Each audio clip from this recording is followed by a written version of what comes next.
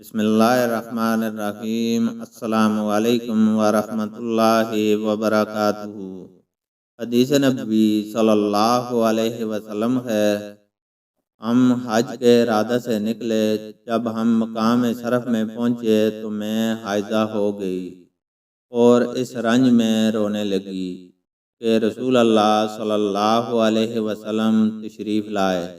آپ صلی اللہ علیہ وسلم نے پوچھا، تمہیں کیا ہو گیا؟ کیا حائضہ ہو گئی ہو؟ میں نے کہا، ہاں۔ آپ صلی اللہ علیہ وسلم نے فرمایا کہ یہ ایک ایسی چیز ہے جس کو اللہ تعالیٰ نے آدم کی بیٹیوں کے لیے لکھ دیا ہے، اس لیے تم بھی حج کے افعال پورے کر لو، البتہ بیت اللہ کا طواف نہ کرنا۔ عائشہ رضی اللہ تعالیٰ عنہا نے فرمایا کہ رسول اللہ صلی اللہ علیہ وسلم نے اپنی بیویوں کی طرف سے گائے کی قربانی کی۔ صرف ایک مقام مکہ سے 6-7 میل کے فاصلہ پر ہے۔